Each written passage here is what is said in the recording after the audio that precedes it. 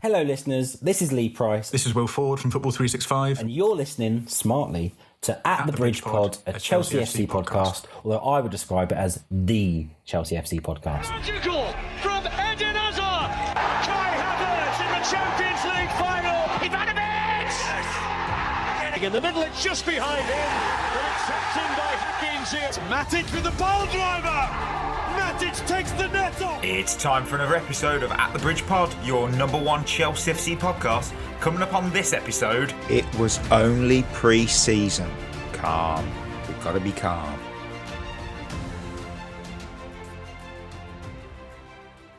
Welcome back, everyone, to another episode of At the Bridge Pod. I'm joined in a virtual room, very warm virtual room, filled with some lions. I've got Berth, I've got Chris. And I need to ask you, what were your moments from the weekend? Two bloody beautiful days of weather. Oh, it was good. I had my first Sunday League pre-season game yesterday, which we won, which was good. But had a pretty solid performance at centre-back. Won 4-1, full 90 minutes as well. And it was good, real good. So, yeah, that's probably my highlight of the weekend. Pretty quiet weekend other than that. Oh, fair play. Chris? I had 4 of my girls step up and play for the year above on Saturday. Oh, wow. They all did really well. So that was probably my highlight of the weekend. Oh, wow, that's awesome. That's good. Yeah, that's cool. You do it that maybe future Chelsea women players, maybe. You never know. Maybe. Who knows? For me, it was a moment. Not a great one, but I'll explain for you listeners, because the guys already know. This Thursday, Sky are upgrading our broadband to ultra super califragilistic some nonsense speed. Yeah, they're doing a thing. But on Friday morning, just gone, they decided to cut our phone line to the house. So no phone, no internet, nothing. That is why right now I'm recording using my hotspot from my phone, because I always make this bloody show go up. It just goes out. It goes out no matter what. And I'm hopeful that I sound good and deliver as stupid of an opinion as I normally do off my phone data. And it's a weird day for me because it's hotspot. I haven't even got a coffee in front of me. I've got a laptop and a cola. That's not coffee. It might be a very different show for me. But yeah, I'm not enjoying life without the internet. I need the internet. You're a true warrior though, Mikey. You're a true warrior. It's just a terrible problem. Yeah, it's a terrible problem to have. Hey though, there's some positive vibes straight away, because we don't even need to dive into the news straight away. We can take some time because we've got a Shevva shout out. Oh yeah, it's from Paulie211, and he said, "A ragtag bunch of blokes that don't just have a podcast, but cultivate a community of support and love. Listen for 10 plus months before joining the Discord, and I wish I would have joined sooner. Intelligent, opinionated, accepting and supportive. Everything you'd ever want in a pod and community of Chelsea fans. True Blues." Wow. Wow. Is he listening to this podcast? I grab the screen grab of the review every week that we get some, but I don't read them because I like to try and react naturally to it. But the fact that Discord has one person saying that means everything. You know, hopefully it's more than just one person. Yeah. That's pretty cool. Oh, that's awesome. Thank you, Paul. That means a lot. Great shout out. Yeah, thank you very much. That means a lot. So it is time to hit some news from the weekend. This is a very different setup for me. There it is.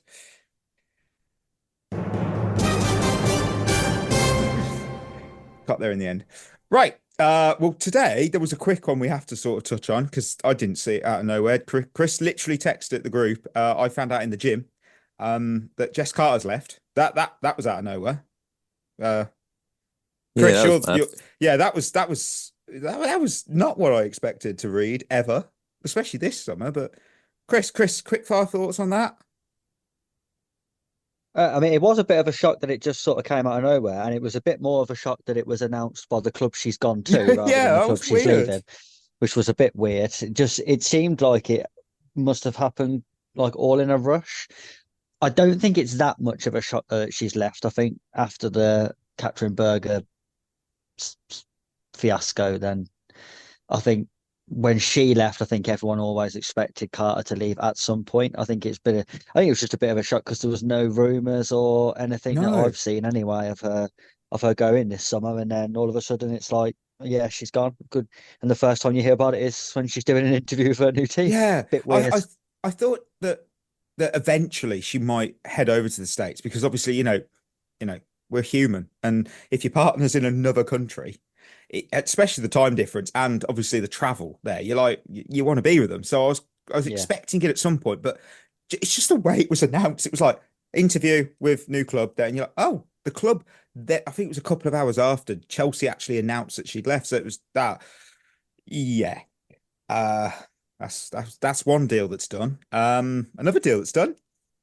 Filip Jorgensen, he's done finally at long last. The Dane will wear Chelsea blue since Andreas Christensen departed the Bridge back in 2022. I didn't think it was that far ago, which is not. It's only 2 years, but anyway, this all came about after King of the transfer window Fabrizio Romano tweeted out that Filip Jorgensen to Chelsea is here we go. It's a £20.7 million deal. Jorgensen has agreed on a 7-year deal.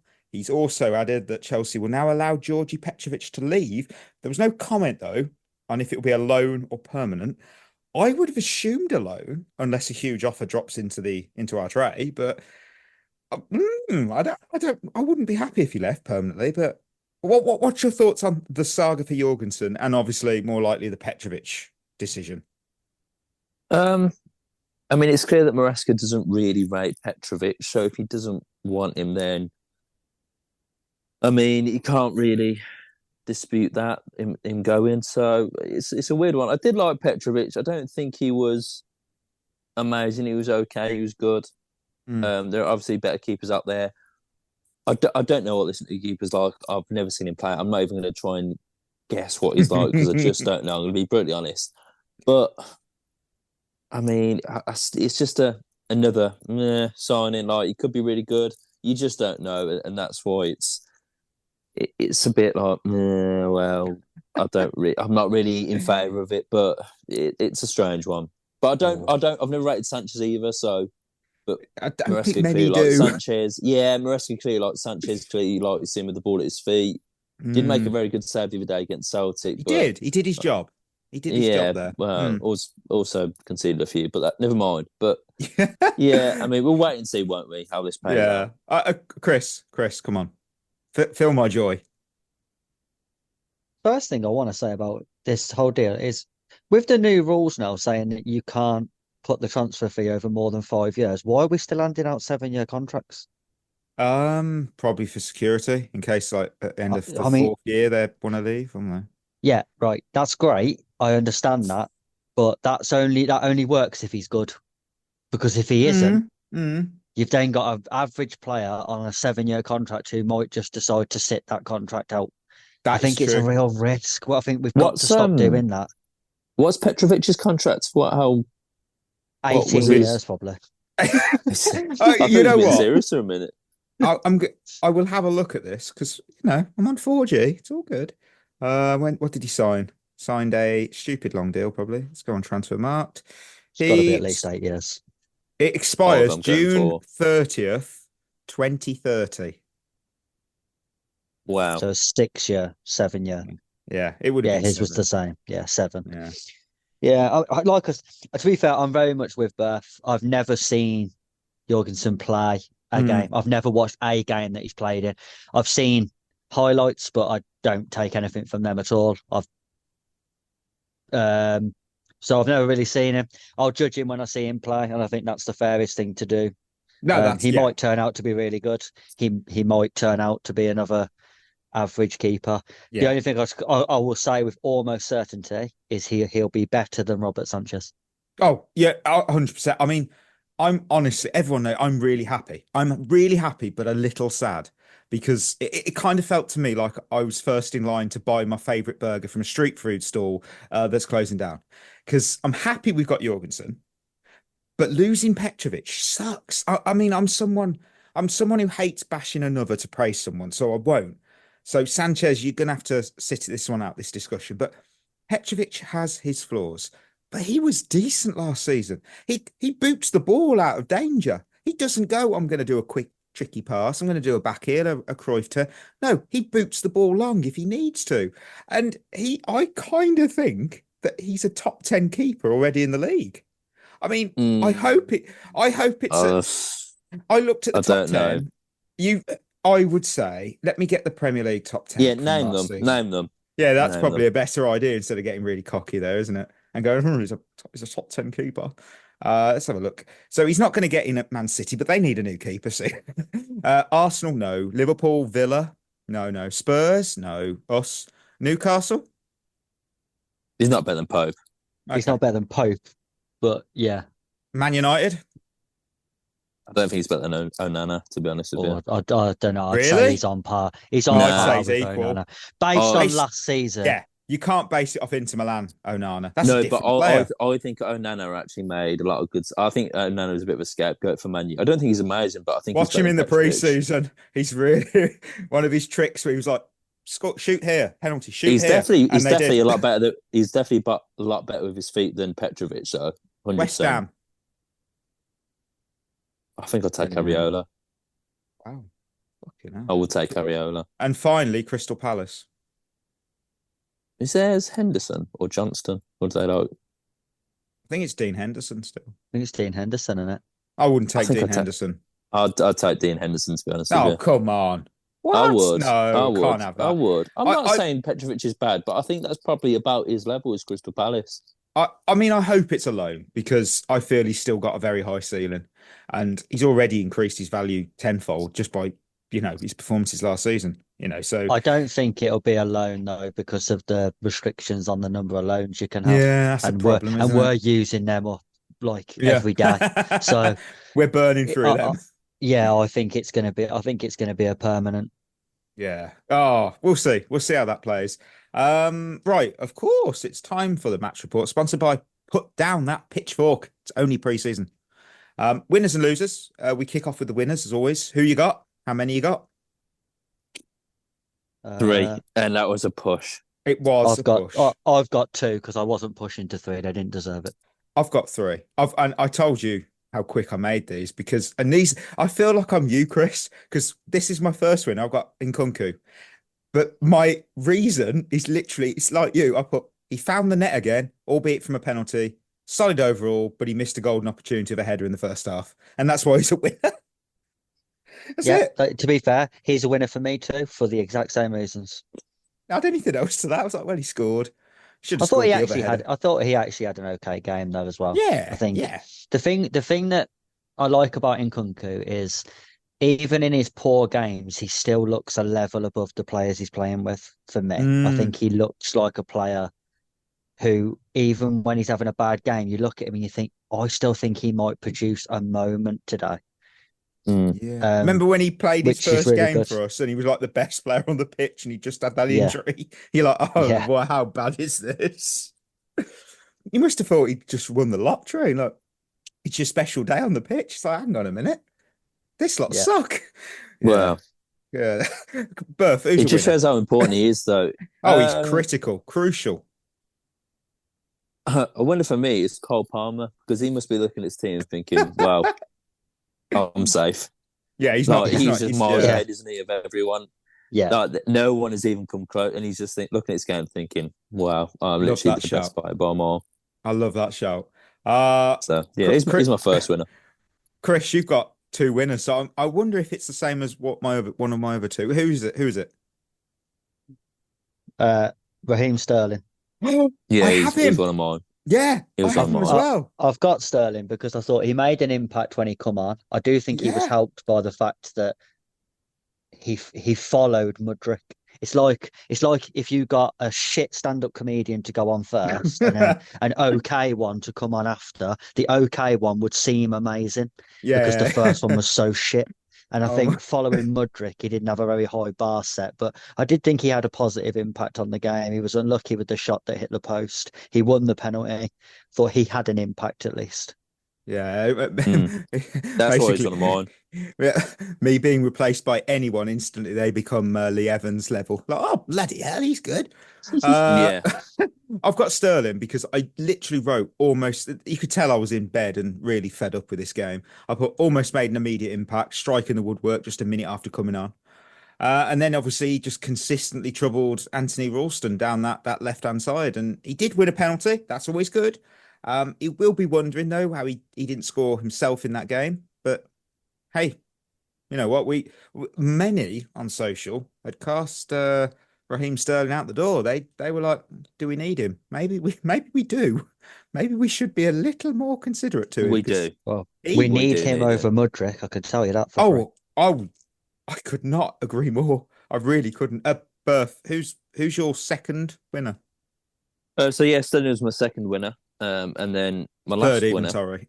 Yeah, because I managed to somehow get through. It was Chukwuemeka, because I thought he actually looked all right. He looked fairly decent. Looked again, it's like Chris just said, it's like going after a shit comedian. He's the only one that was okay, but the rest of them was so shit that he just stood out a bit more than the others. But yeah, I thought he looked lively. I do like Chukwuemeka, and I think he's going to be a big player for us next season. I think there's a real spot in the squad for him. So yeah.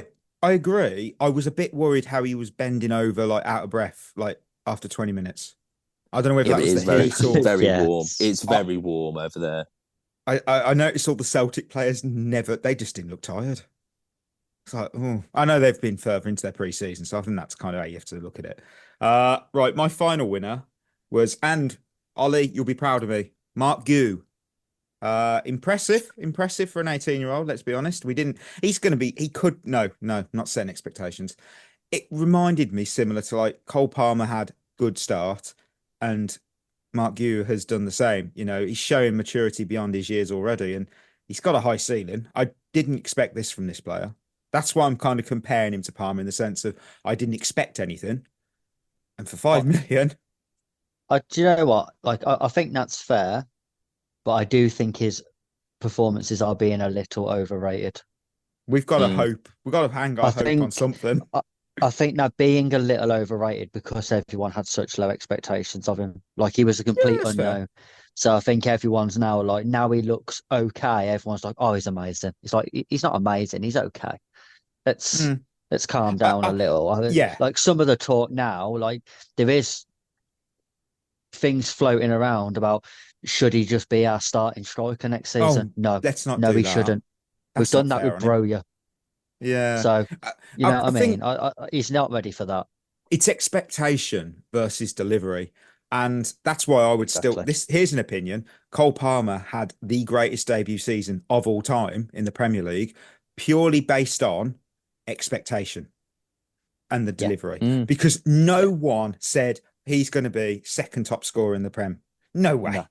No. No one had. Everyone was like, oh, that's a bit of a waste of money, isn't it, for you, Chelsea? And then he just lit up everything. And how quick and depressing is it that we got through winners that quick? We really struggled. Yeah. It's not good, is it? That's not a good sign. No. So losers, you know what? You've touched on it earlier. I've got Mykhailo Mudryk. So have I. I did have him. I took him off because I knew someone else was going to mention him. You know why? Because he was anonymous in the first half until his dribble at the end. I genuinely, this is what I wrote. I put, until his dribble at the end of the first half, I forgot he was playing. I had not noticed him. It was a mix of him not doing anything and no one passing to him. Everything went out to Madueke, which is cool. I love that guy, but I've seen that going around on socials as well about the team. It's not Mudryk's fault because the team aren't getting him involved enough.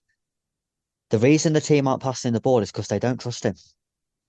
If they trusted him, they'd be giving him the ball. It's actually more concerning that he's not getting on the ball. If he was getting on the ball and making mistakes, you think, okay, he can work on that. But if the team aren't even passing him the ball, it's because they're looking at him thinking, I don't want to give it to him. So I'm going to give it to anybody else. Or they think that side's weak, so we're going to play mainly down the right-hand side. So that's an even bigger red flag against Mudryk than anything. That's a huge worry because everyone deserves a shot and everyone deserves a chance. But if your own teammates don't trust you, you've got an even harder mountain to climb. Yeah, it's the Paul Merson. It's glass slippers. It's slippers on a glass ceiling or whatever it is. I've messed that one up, but you get the point. It's slippers on a glass. You're really strong. I mean, Berth, why was he a loser for you in particular? He's just a bit bollocks, isn't he? Really, he's just a bit shit. Yeah, let's be honest. He's just the problem with him. You see glimpses, you think there's a player in there. He's rapid. He can produce a bit of magic, but then you'll also see him. The problem with him, he looks like a rabbit in headlights. He's just like he looks so out of place sometimes. He looks so lost. We established on the last episode it's Sid from Toy Story. Come on. You know what? What he looks like. He looks like, when you watch these sort of charity games, like when it's YouTubers or whatever. And you see in those games sometimes you see a good player, don't you? You think, oh, actually, he's good. He's good at football.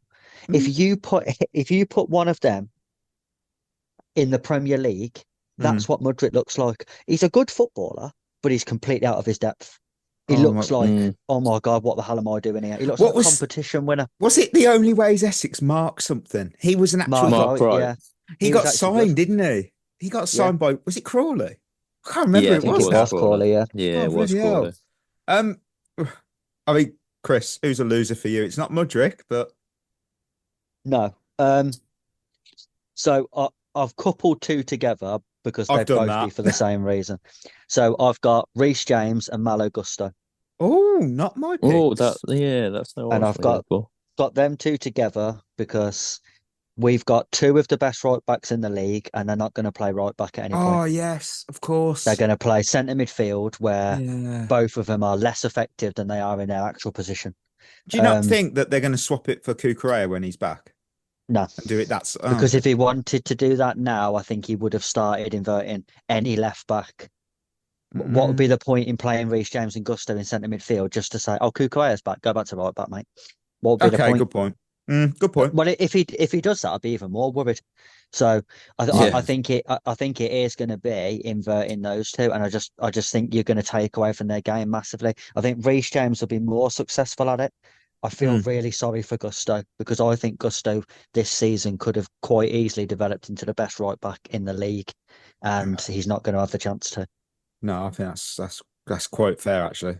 You know what, Chris, Berth, who's one of your losers? Badiashile. He's on my list technically. He's part of two. Yeah, you could have had Fofana as well. Oh, he's the other one. I think Badiashile I don't know what's happened to him because when he first came in, he looked fantastic. He looked comfortable on the ball. He genuinely looked like, I know it's cliche, he looked like a Rolls Royce for a centre back. Yeah, he doesn't now. He looks like my battered DS3 that I've got driving around. He looks like an absolute calamity at the minute, and I feel sorry for him because there's a great defender in there. There really is. Yeah. I do have faith in Fofana as well. I think they're very, very talented. They're very, very good. But for whatever reason, Badiashile just lost all confidence. He looks really, really shaky. Yeah. He's now putting the bad in Badiashile, and we don't want him to be like that. I mean, I put Wesley Fofana and Benoit Badiashile in as a duo. So I guess I had four losers because I'm just playing the Chris card here. But I put shockingly poor. They were. I mean, Fofana was at fault for a goal against Wrexham, which was still hysterical to me to see point because I hadn't noticed that till Chris had said. And again, against Celtic, he was at fault again, and he was constantly getting beaten. He looked so miles off. I mean, I know he's coming back from injury.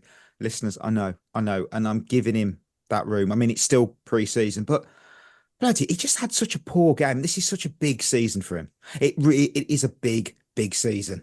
And the injuries and everything, and I know the fee, let's try not to look at it too much, but look at the contribution versus the injuries. Some people have said, send him on loan. What's that going to achieve? We need him.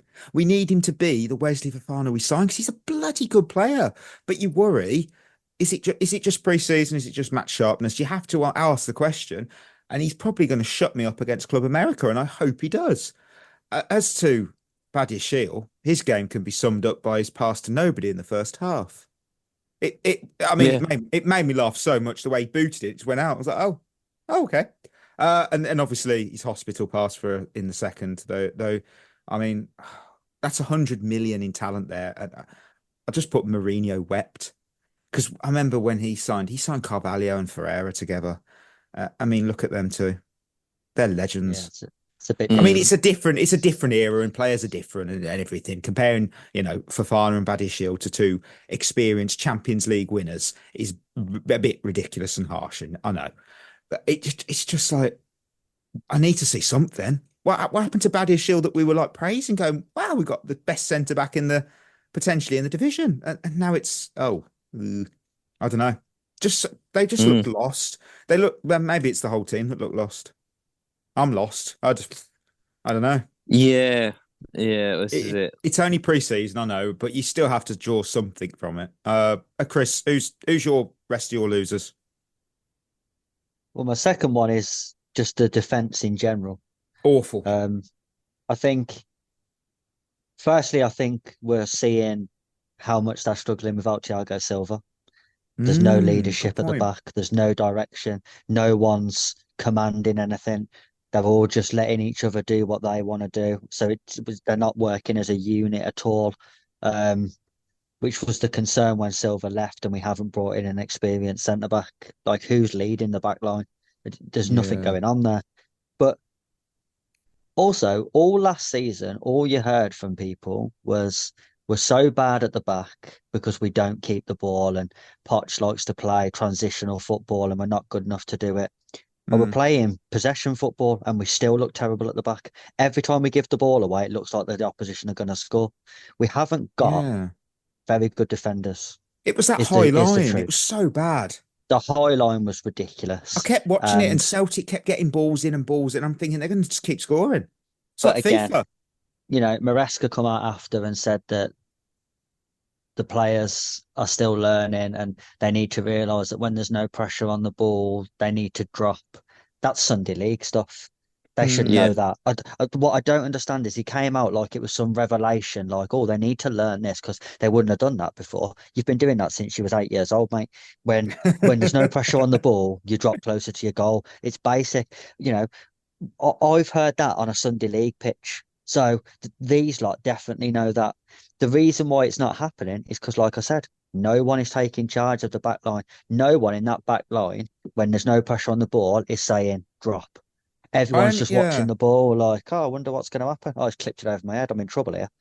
It's a real concern because the only way I see us getting better defensively is with more experienced players at the back, and we're not going to sign them. So it's a real concern going into the season.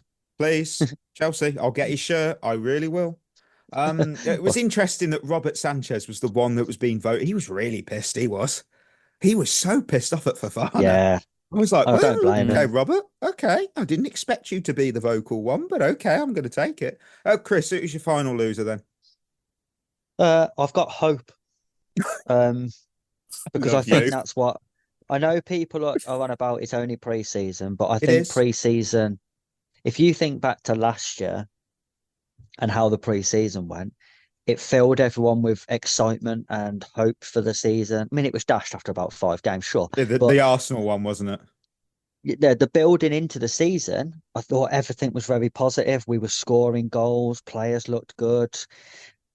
It built that hope, and then I think we seen that on the opening day at home against Liverpool, where the atmosphere was really good and really positive. Everyone going in thinking we can get a result. If this doesn't improve and this continues like this, I don't think you're going to get the same atmosphere when we play Man City. That's the concern. Yeah. People saying it's only pre-season is fine, but it does carry over. It has a knock-on effect. You can't lose 5 games in a row in pre-season and then think, that's right, we'll beat Man City on opening day. No, you won't. No, it is a worry. I won't lie. I keep looking at it going, it's only I mean, I've watched it and I've laughed, but I'm hoping Club America is a different game. I think the thing is, for me and a lot of other fans as well, it's not, no one cares that we're losing these games. It's the fact that we just don't look very good. No players are standing out. You don't look at one player and think, oh, he's having a really good pre-season. They're all just a bit meh. Like, they're okay, but they're not good. That's the concerning thing, that everyone's starting to feel a little bit more apprehensive now about, well, actually, we nearly got Champions League last year, and this year was meant to be pushing on for top four. And now you're looking at us thinking, well, I think we'll be looking to get top eight.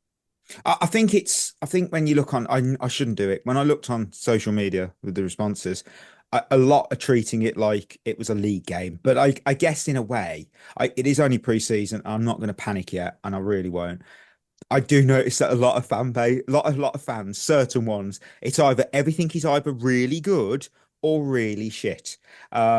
I made a comment about that. Rory Jennings, sorry, but it reminded me of him when he was on TalkSport. It's like, not everything has to be a disaster, mate.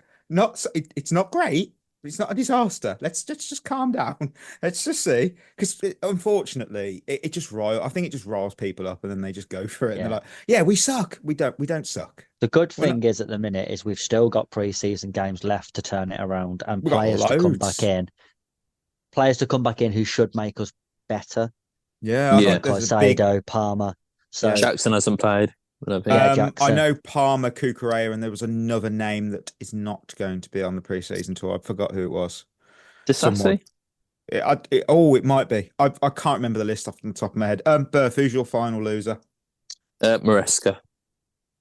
Just fair. Because, I mean, he's not necessarily because I have the way that we've set up or anything like that, but because 2 games in now, drew Wrexham, who were a League One side, and we've got battered by Celtic. And Celtic are a good team, but it shouldn't be losing 4-1 to Celtic. I don't care how new the coach is, what the players are like.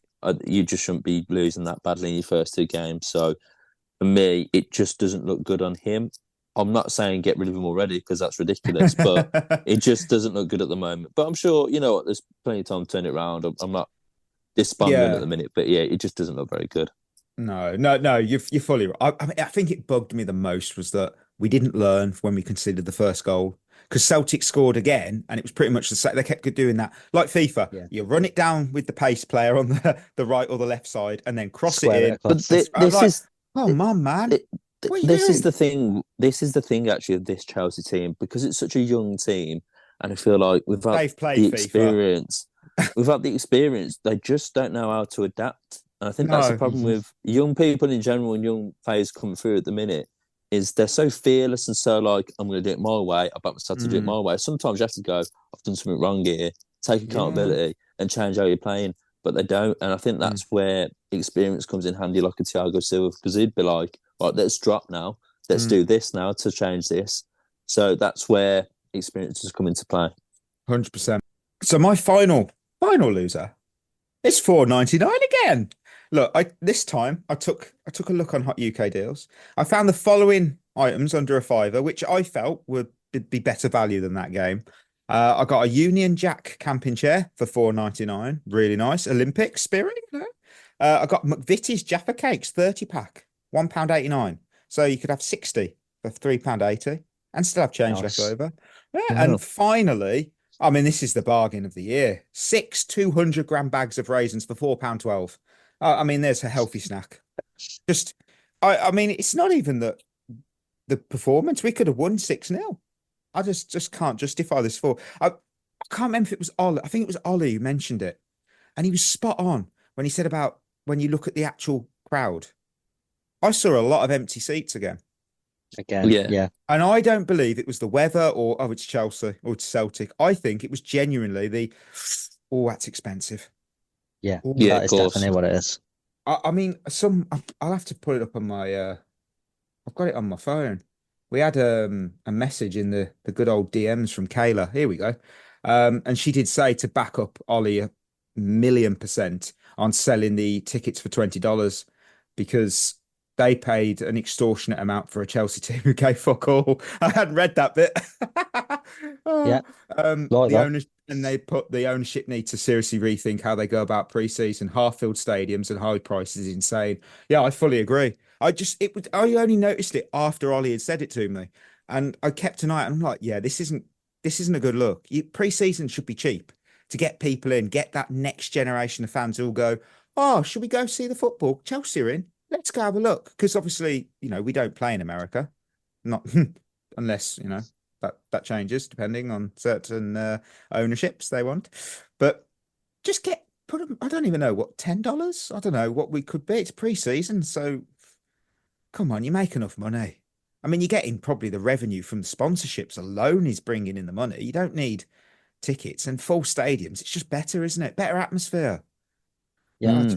It just seems to be we're making own goals for ourselves unnecessary. I don't know. I really don't. In fairness, though, they're charging like 40 quid a ticket to go and watch the Inter Milan friendly at Stamford Bridge. Oh, £40 to watch a pre-season friendly. You know what I mean? I hadn't actually looked at the prices because I never bother with. And I wouldn't pay for it. It's just stupid. You can't be charging that for a pre-season bloody game. I mean, that is going to be interesting. Just see who turns up. Because there are some incredible loyal people, and shout out to them. But there's going to be others who will look at it and go, you know what, I can spend that £40 on shopping or something, or a bill, or come on, especially in the current times. I mean, the ownership they need to wake up there. We move to questions. Quaresma's questions. Got two good questions here. I've got Alexander who asks, I know it's pre-season, but this isn't a good sign of things to come, is it? No, it isn't. Simple as that, really. It doesn't look good. Like I just said, it doesn't look good at the minute. Yeah, it's look, you can't really sugarcoat it, can you? Though you can't really say, "Oh, well, so and so did this, so and so did that." There haven't really been many positives, if we're all honest. No. I've said it. I'm still not worried at this stage. Celtic are. I've clarity here. Celtic are at the end of their pre-season now, 1 week away from kicking off their title defence. So I expected them to be firing. I didn't expect them to destroy us. The only concern, like I said earlier, was so many players bending over and panting like they were drained after 20 minutes. I mean, that could be early pre-season vibes, the weather. There's loads of reasons, but I just thought, oh, what's going on again? I think the thing is, though, tell me if you're the same. We all said Maresca needed really to hit the ground running, because there's a lot of doubters, and I think a lot of the reaction to pre-season is because, despite what the over positive people say on social media, I don't think there's anyone out there who truly believes that Maresca is the right man. No, that's a very good point. So if you don't truly believe he's the right man, then you are going to start thinking, oh, I was right here. This is a worry. Like, I think if if we'd put Mourinho or Ancelotti in charge this summer and we'd had exactly the same results so far, I think people are saying it's only pre-season, don't worry. Because they believe in the manager. But I don't think enough of us actually believe in this manager, and I'll give him as much time as he needs to prove me wrong. But at the minute, he looks out of his depth. I forgot who said it. It was someone on Twitter, and it was about when did you last feel, or a player or whatever last connected to the club. I got that so much because, you know what, I will go and say Tuchel, because Thiago Silva, N'Golo Kante, there's loads of players that we all loved, admired, connections, but Tuchel got the club. He got it. I mean, look when the sanctions hit. And I mean, you could say, oh, it's just a throwaway comment. I believe he'd have drove that bus. I'd have believed he'd have bought the fuel. Yeah. That's the point, though. It doesn't matter whether it was a throwaway comment. You believed him. You believed him, and that's what it is. And to be fair, we had a poor pre-season under Tuchel, and no one was overly worried because of what we'd done before. Yeah. Like, I seen someone put out after the Celtic game about in 2014, under Mourinho, we lost 3-0 to Werder Bremen. And I thought, why are you putting that out? And they was like, oh, see, no one panicked in pre-season then. In the picture was Mourinho, Terry, Cesc Fabregas. And I thought, that's why we wasn't worried, mate. We wasn't worried because we had John Terry, Cesc Fabregas and Mourinho in charge. We could have lost 6-0 to Werder Bremen, and I'd have thought, so we'll be all right when the Premier League starts. But, showing me a picture of Maresca, Mudryk and Sterling hasn't quite got the same effect. You're so right. Finally, Ben has asked opinions on Noni Madueke's shocking, not my words here, shocking performance. I felt he was trying to create chances. He just refused to pull the trigger. He got a chance and he was like, I don't want to shoot. Shoot! I kept saying, the amount of times I shouted that. The thing is with Madueke, and he's always been like this, and this is my one criticism of him. And I do like Madueke. I think he's a really good player. He is very, very inconsistent. He's very he is. his decision making does let him down in the final third. I think he's very, very good dribbler. Got a great left foot. I think on his day he's very hard to defend against. But the problem is at the moment, he's just too inconsistent with it. I think it will come. I think there's a very good player in there, but at the minute he's far too inconsistent, and that's why you kind of think. You get very frustrated with him because you know he's got it in his locker to just produce something magical, but it doesn't happen enough at the moment. But it will come. It will come. Chris, any closing? Go ahead. I think with Madueke, though, I think he's been another one who's been a bit of a victim of hype. Because there was, before the pre-season tour started, there was a lot of videos going around socials from Chelsea of Maresca working with Madueke and communication between the two and videos of him in training. And everyone was like, I think Maresca could be the coach who really unlocks Madueke. And then so far he's underwhelmed and everyone's gone, no, maybe he's just not very good. I think the thing is with Madueke, Berth's absolutely right. He's either an 8 out of 10 or a 4 out of 10. There doesn't seem to be a much in between with Madueke. I still think there is a player in there, though, and I've seen some people now calling for him to be sold, which I think is ludicrous after Newcastle. 2 games. I saw that. But I think he's someone who's definitely got to stay around, and you will get something out of him. It's just whether he'll ever be able to hit a consistently high level, which would be my concern with him. 100%. I'll back you on that. We will close out the show with this 4G thing's been going. Hopefully that won't be the case Friday. I'd like the internet back. Ross Turnbull's Tenaball, and the category we had La Liga last week. We've got Serie A 23-24. Work together, name the top 10 highest paid players in the Serie A from last season. I don't even think he was in the Serie A now. I should have said the 1998 season because that's when Chris flies. He's bloody brilliant at that. I'll go straight in. Lautaro Martinez. He is joint 5th on the list with £179,000 a week. Is Dusan Vlahovic on there? He is the number 1 highest paid player, £209,000 a week. It's not even a lot when you looked at the Frankie de Jong. He's got like 5 million a week. Yeah. Right, what else is there? What do you think about Rafael, Chris? Do you reckon we should submit that? Mikey just did a little bit of a. I was just taking a breath, you know. The problem is with Milan, they don't tend to hand out massive wages. But I mean, we don't have lives or anything, do we? So you might as well say it. What if I told you there is not a single AC Milan player in the top 10? Right, so it's not Rafael. They don't hand out big contracts. What about Federico Chiesa? Federico Chiesa, £149,000 a week, 9th. Yeah, joint 9th. Juve love overpaying players. Funny you say Juve. What about Szczesny? Yeah, I was about to say Szczesny. That's weird. 4th highest, 194,000. Wow. Honestly, there is literally just 3 clubs paying all these players now that are left. And hold on. I don't know if this one will count. What about Pogba? No. I'm pretty sure they terminated his deal. Did he? Okay. Yeah, you get knocked Dybala? down. No. Yeah, you get knocked. I think his salary was like knocked down because of a suspension. It was something in the actual contract or something to do with like the law over there, I think. Right. Okay. So it's Inter, Juve, and another club, yes. Osimhen? It's Osimhen, 207. 2nd place. So yeah, Juve and Inter Milan now. What about Bastoni? Yes, 8th, 164,000. So who have we got left to get now? Barella's good shout. Who? Nicolo Barella. 3rd, 194,000. You got 3 more. And I don't think you'd get 10th because I genuinely did not think of this player when I was like, oh, okay. Who's it? Who's Juve? He's actually a Juve player. Alexandro. Yeah, he's actually on here as well. 7th, 179,000.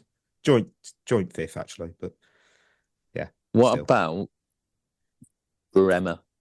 Yes, that's the one I didn't think of. Yeah, 149,000. Yeah, I know a lot of clubs are after him. They are. I remember him at Torino. I was like, oh yeah. So we won't have to get now. One How many have we got to get? One. Yeah, I can't wait. What number? What number is he? He's fifth, joint fifth. Is it the Georgian? Is it the Georgian guy? It's not. Kremskaya. Yeah, I love that. You just avoided that. I should start doing that. Not even attempting it. Plays for Inter Milan. Okay, so we've said Bastoni. Said who's he play for now? Hakan Chanaloglu. And I probably got that wrong. Yes, the free kick maestro himself. So I got it right. Wow. Yeah, you did indeed. Thank you. Cheers. There we go. Thank you for listening. Treat yourself well. There's another pre-season game on the way, and hopefully I'll have internet when we next review a win. A win. When is it? Got to be a win. It's got to be a win. It has to be. Chelsea. Type in Chelsea into Google and it tells me Thursday, the 1st of August at 12:30 in the morning for us. So, yeah. So it's technically tomorrow. Oh, it's not tomorrow night because today's Monday. Wake up, Mike. It's that coffee. Told you it would change me. So, yes, that's us. Till Friday. That's us signing off. You've been listening to At The Bridge Pod, a Chelsea FC podcast. Follow us on Twitter and Instagram by searching for At The Bridge Pod. And if you're listening on Apple or Spotify, leaving us a review is always appreciated.